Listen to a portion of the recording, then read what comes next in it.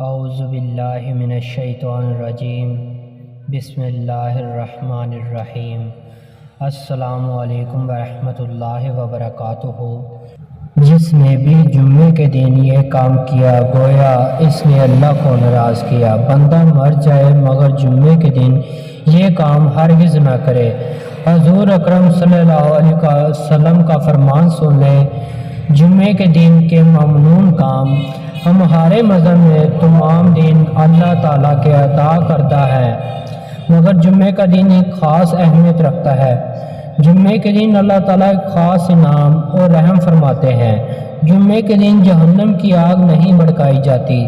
جمعے کے دن مرنے والا خوش نصیب شہید کا درجہ رکھتا ہے اور عذاب قبر سے محفوظ جاتا ہے۔ جمعے کی رات دوزخ کے تمام دروازے بند کر دیے جاتے ہیں۔ جمعہ یوم عید ہے اور تمام دنوں کا سردار ہے۔ اگر جمعے کو حج آ جائے تو وہ حج اکبر ہے اور اس کا ثواب 70 حج کے برابر ہے۔ یہ جمعے کی فضیلت کی وجہ سے ہے۔ جمعے کے دن ایک نیک عمل کا ثواب 70 گنا ہے۔ اسی طرح جمعے کے دن کا عذاب بھی 70 گنا ہوتا ہے۔ اس لیے جمعے کے دن ایسے کاموں سے اجتناب کرنا چاہیے جن سے اللہ تعالیٰ ناراض ہوتا ہے۔ جمعے کی فضیلت اور اہمیت کے ساتھ اللہ تعالیٰ نے قرآن پاک میں ایک پوری سورہ جمعہ میں فرمائی ہے۔ جمعے کے دن کی بہت سی فضیلتیں ہیں۔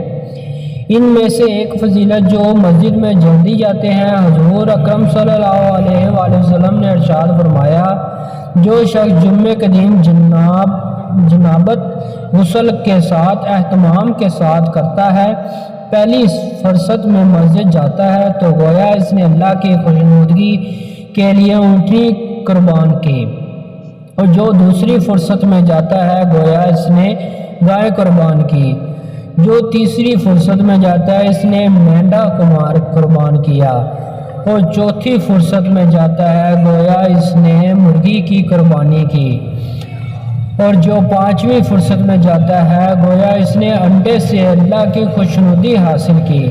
پھر جب امام خطبے کے لیے آتا ہے تو فرشتے خطبے میں شریک ہو کر اس میں شریکت ہو جاتے ہیں۔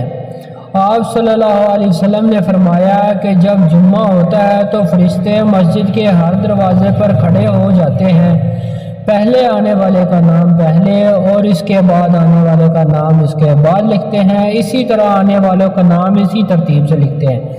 اس طرح جب امام خطبہ دینے آتا ہے تو فرشتے اپنا رجسٹر میں آنے والوں کے نام لکھتے ہیں اور خطبہ سننے میں مشغول ہو جاتے ہیں۔ ارشاد باری ہے کہ مومنوں، جب جمعے کے دن نماز کے لیے اذان دی جائے تو اللہ کے ذکر کی طرف لپکو اور خرید و فروخت ترک کر دو، اگر سمجھو تو یہ تمہارے حق میں بہتر ہے۔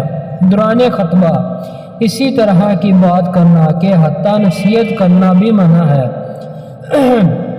حضور پاک صلی اللہ علیہ وسلم نے ارشاد فرمایا، جس دن جمعے کا خطبہ ہو دوران خطبہ اپنے ساتھی سے کہا خاموش رہو، اس نے بھی لہو سے کام لیا۔